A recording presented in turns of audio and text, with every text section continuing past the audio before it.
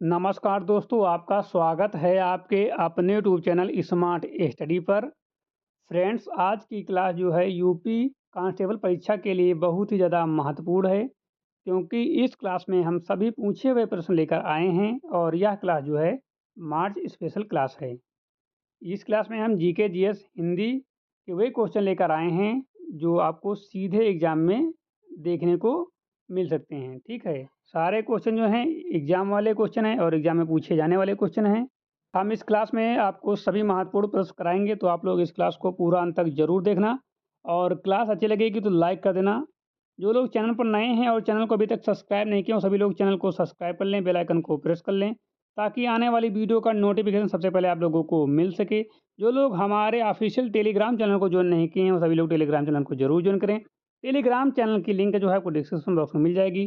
तो बिना time waste के आज की क्लास को हम स्टार्ट करेंगे। पहला क्वेश्चन आ रहा है स्क्रीन पर, सारे क्वेश्चन आप लोग तैयार कर लेना। पहला क्वेश्चन है कि बाहमनी राज्य के विघटन के उपरांत दक्षिण में कितने मुस्लिम राज्यों का उदय हुआ? 3, 4, 5 या 6? तो इसका राइट आंसर हो जाता है 5, ठीक है। बहमनी सल्तनत के पतन के बाद जो है 5 स्वतंत्र मुस्लिम राज्य बने। उनमें से पहला है अहमदनगर, दूसरा है बीजापुर, तीसरा है गोलकुंडा और चौथा है बरार और बिदार। ठीक है, सही उत्तर क्या है? 5। और आपसे क्वेश्चन ये भी पूछा जा सकता है कि बहमनी सल्तनत का पतन कब हुआ था? तो आपको बताना है 1518 ईस्वी में, ठीक है। तो सही जवाब है ऑप्शन नंबर सी, बिल्कुल सही जवाब है 5, ठीक है। अगले क्वेश्चन चलते हैं क्वेश्चन नंबर 2 पर कि मध्यकाल में विवाह कर किस राज्य में लिया जाता था तथा किस विवाह को इस कर से मुक्त रखा गया था? मुगल राज बाल विवाह, विजयनगर राज्य विधवा और पुनर्विवाह, और ऑप्शन सी है मराठा राज्य अंतर जाति विवाह, और ऑप्शन डी है बामनी राज्य प्रेम विवाह। तो सही जवाब है विजयनगर राज्य और विधवा पुनर्विवाह, ठीक है। ऑप्शन नंबर बी बिल्कुल सही जवाब है। विजयनगर सम्राट में विवाह पर कर लिया जाता था, लेकिन सामाजिक सुधार के रूप में विधवा पुनर्विवाह को कर से मुक्त रखा गया था। ऑप्शन नंबर जो है बी बिल्कुल सही जवाब है, ठीक है। और अगला क्वेश्चन आ रहा है 3 नंबर कि प्राचीन भारतीय चिकित्सा चरक किस राज्य शासक के दरबार में थे? ऑप्शन है अशोक, कनिष्क, समुद्रगुप्त या चंद्रगुप्त। तो सही जवाब है कनिष्क। चरक महान जो हैं चरक जो थे क्या थे, वो चरक जो थे महान आयुर्वेदाचार्य थे और कुषाण शासक कनिष्क के दरबार से जुड़े थे। उनकी प्रसिद्ध पुस्तक चरक संहिता थी, ठीक है। अगला क्वेश्चन, अकबर के शासनकाल में मीर बख्शी किस विभाग का प्रमुख था? राजस्व विभाग, न्याय विभाग, सैनिक विभाग या धार्मिक विभाग? तो मीर बख्शी मुगल प्रशासन में सेना से संबंधित सभी कार्य, भर्ती, वेतन आदि का प्रमुख अधिकारी था और विभाग जो था सैनिक विभाग था। अगला क्वेश्चन था कि तिरुवनपल्ली के युद्ध में क्लाइव ने किसकी रक्षा की? हैदर अली, मोहम्मद अली, सिराजुद्दौला, दौला, मीर जफर।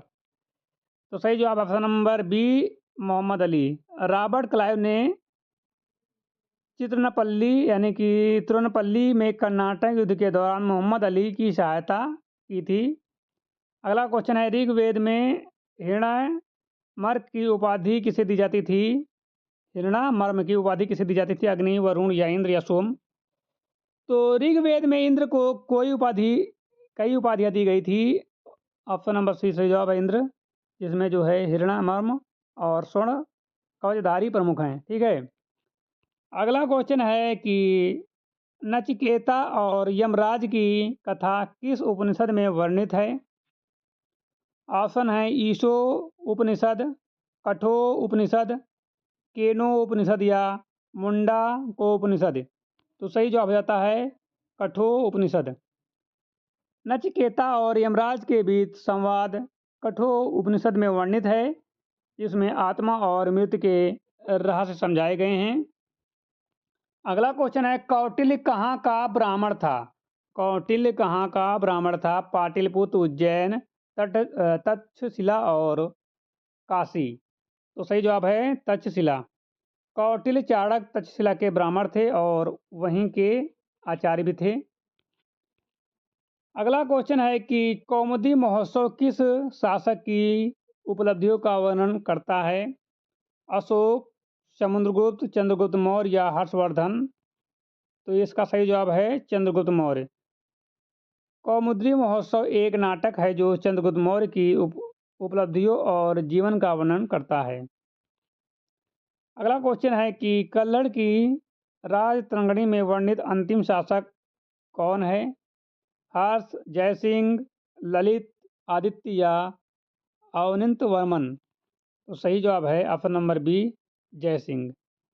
राजतरंगिणी कश्मीर का इतिहास है जिसका अंतिम शासक जयसिंह बताया गया। अगला क्वेश्चन है कुतुबुद्दीन ऐबक का मकबरा कहाँ स्थित है? कुतुबुद्दीन ऐबक का मकबरा कहाँ स्थित है?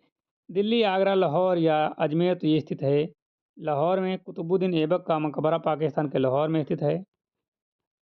रजिया सुल्तान की असफलता का मुख्य कारण था?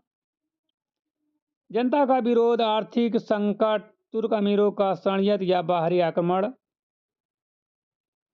तो रजिया सुल्तान की असफलता का मुख्य जो कारण था वो था तुर्क आक्रमणों का षड्यंत्र। रजिया सुल्तान की असफलता का मुख्य कारण तुर्क अमीरों की महत्वाकांक्षी षड्यंत्र था। ठीक है। अगला क्वेश्चन है किस सुल्तान ने अपने सिक्कों से खलीफा शब्द हटाया? इल्तुतमिश, बलबन, अलाउद्दीन खिलजी या मोहम्मद बिन तुगलक? तो मोहम्मद बिन तुगलक सही जवाब हो जाता है। मोहम्मद बिन तुगलक ने अपने सिक्कों से खलीफा शब्द हटाकर स्वतंत्रता दर्शाने की कोशिश की। क्वेश्चन नंबर 14 है पुनरंदर के घेरे में तोपखाने के अधिकारी के रूप में किस विदेशी यात्री ने भाग लिया? इब्न बतूता, मनुची और हवेंग सांग? और ऑप्शन डी है मार्को पोलो? तो सही जवाब हो जाता है मनुची। इतालवी यात्री मनुची ने पुनरंदन के घेरे में तोपखाने की अधिकारी के रूप में भाग लिया था। ऑप्शन नंबर बी सही जवाब है। प्रसिद्ध चित्रकार दसवंत के चित्र कहाँ मिलते हैं? तो इसका सही जवाब है रजमा नामा में। ठीक है। दसवंत अकबर के दरबार के प्रसिद्ध चित्रकार थे। उनके चित्र मुख्यतः रजमनामा महाभारत का फारसी अनुवाद में मिलते हैं। अगला क्वेश्चन है संसार अस्थिर है और क्षणिक है का विचार सर्वप्रथम किसने दिया? महावीर, शंकराचार्य, महात्मा बुद्ध और कपिल मुनि?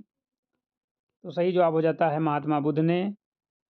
बौद्ध दर्शन में क्षणिकवाद का सिद्धांत दिया गया जिसमें संसार को अस्थायी और क्षणभंगुर बताया गया। अगला क्वेश्चन है सारनाथ में बुद्ध के प्रथम उपदेश को क्या कहा जाता है? इसका सही जवाब है धर्म चक्र प्रवर्तन। बुद्ध ने अपना पहला उपदेश सारनाथ में दिया जिसे धर्म चक्र प्रवर्तन कहा जाता है। यहीं से बौद्ध धर्म का प्रचार शुरू हुआ। अगला क्वेश्चन है अयोध्या की बाबरी मस्जिद का निर्माण किसने कराया था? तो इसका सही जवाब हो जाता है मीर बाकी ने। बाबर के सेनापति मीर बाकी ने 1528 में बाबर की मस्जिद का निर्माण कराया था। अगला क्वेश्चन है डोल मल किस क्षेत्र में प्रसिद्ध है? सैन्य संगठन, सैन्य व्यवस्था, भू राजस्व या भू राजस्व प्रबंधन या शिक्षा सुधार? तो भू राजस्व प्रबंधन में। राजा तोरमल अकबर के नवरत्नों में से थे और उन्होंने जो है भूमि राजस्व व्यवस्था को व्यवस्थित किया। अगला क्वेश्चन है किस मुगल शासक का मकबरा भारत में नहीं है? इसका सही जवाब है जहांगीर ने। जहांगीर का मकबरा लाहौर पाकिस्तान में है जबकि अन्य मुगल शासकों के मकबरे भारत में हैं। अगला क्वेश्चन है मोहम्मद बिन कासिम ने सिंध पर विजय कब प्राप्त की? तो इसका सही जवाब हो जाता है 712 में। मोहम्मद बिन कासिम ने 712 ईस्वी में सिंध पर आक्रमण कर विजय प्राप्त की। यह भारत का पहला अरब आक्रमण माना जाता है। अगला क्वेश्चन है महमूद गजनवी का दरबारी इतिहासकार कौन था? तो इसका सही जवाब है उत्वी। उत्वी ने तारीख ए यामनी लिखी जिसमें महमूद गजनवी के अभियानों का वर्णन है। अगला क्वेश्चन है कि पुलकेनी द्वितीय की राजधानी कहाँ है? तो इसका सही जवाब हो जाता है वातापी। चालुक्य शासक पुलकेशिन द्वितीय की राजधानी वातापी या आधुनिक बादानामी कर्नाटक थी।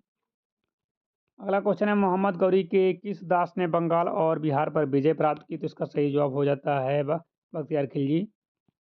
अगला क्वेश्चन है सातवाहन वंश का वह शासक कौन था जिसने वेणकंटक स्वामी की उपाधि धारण की? तो इसका सही जवाब हो जाता है गौतमी पुत्र सातकर्णी। सातवाहनी वंश के सबसे शक्तिशाली शासक गौतमी पुत्र सातकर्णी ने कई उपाधियां धारण की, जिसमें वेणकंटक स्वामी भी शामिल हैं। अगला क्वेश्चन, हर्ष के शासनकाल में भूमि कर लैंड टैक्स कितना वसूला जाता था? तो ये जो वसूला जाता था 1/6। हर्षवर्धन के समय कृषि उपज का लगभग 1/6 भाग कर के रूप में लिया जाता था। अगला क्वेश्चन है, सिंधु घाटी की सभ्यता के किस स्थल से जुताई के लिए जुताई किए हुए खेत का प्रमाण मिला? तो ये कालीबंगा से राजस्थान की कालीबंगा स्थल से जुताई के लिए खेत जोतने का साक्ष्य मिला, जो कृषि के उन्नति के रूप में दर्शाता है। अगला क्वेश्चन है, अकबरनामा की रचना किसने की? तो इसका सही जवाब है अबुल फजल ने। अगला क्वेश्चन है, तारीख ए फिरोज शाही के लेखक कौन थे? तो सही जवाब हो जाता है जियाउद्दीन बर्नी। अगला क्वेश्चन है, गीता किस ग्रंथ का भाग है? तो सही जवाब हो जाता है महाभारत। अगला क्वेश्चन है, नालंदा विश्वविद्यालय को किसने नष्ट किया था? तो सही जवाब हो जाता है बख्तियार खिलजी ने। अगला क्वेश्चन है, दीन ए इलाही धर्म की स्थापना किसने की थी? तो सही जवाब हो जाता है अकबर ने। कब की थी? तो 1582 में की थी दीन ए इलाही धर्म की स्थापना। ठीक है, और जिसका उद्देश्य विभिन्न धर्मों में समन्वय स्थापित करना था। अगला क्वेश्चन है, अर्थशास्त्र ग्रंथ के लेखक कौन है? कालिदास, कौटिल्य, बाणभट्ट या पतंजलि? तो ये कौटिल्य हैं। अर्थशास्त्र कौटिल्य चाणक्य द्वारा रचित है, जिसमें राजनीति, अर्थव्यवस्था और प्रशासन का वर्णन है। अगला क्वेश्चन है, सिंधु घाटी सभ्यता का प्रमुख बंदरगाह कौन सा था? कालीबंगा, लोथर, हड़प्पा और आखीगढ़ी? तो ये लोथर है। लोथर गुजरात का एक प्रमुख बंदरगाह था, जहाँ से समुद्री व्यापार होता था। अगला क्वेश्चन है, मैगस्थनीज किस शासक के दरबार में आया था? अशोक, चंद्रगुप्त मौर्य, बिंदुसार, समुद्रगुप्त? चंद्रगुप्त मौर्य। यूनानी दूत मेगास्थनीज चंद्रगुप्त मौर्य के दरबार में आया था और उसने इंडिका पुस्तक लिखी। अगला क्वेश्चन है, कनिष्क किस वंश का शासक था? गुप्त वंश, मौर्य वंश, कुषाण वंश, सीतावंश वंश? तो कुषाण वंश। कनिष्क कुषाण वंश का महान शासक था और बौद्ध धर्म का संरक्षक भी था। अगला क्वेश्चन है, इल्तुतमिश किस वंश का शासक था? खिलजी, तुगलक वंश, गुलाम वंश, सैयद वंश? तो ये सही जवाब है गुलाम वंश। इल्तुतमिश दिल्ली सल्तनत के गुलाम वंश का महत्वपूर्ण शासक था और उसने उसने शासन को मजबूत किया। ठीक है, तो आज की क्लास में जो है हमने 37 क्वेश्चन आपको करा दिए हैं। आप लोगों सभी को तय कर लेना और आगे भी ऐसे ही क्लास मिलते रहेंगी। तो मिलते हैं नई क्लास के साथ, तब तक के लिए जय हिंद।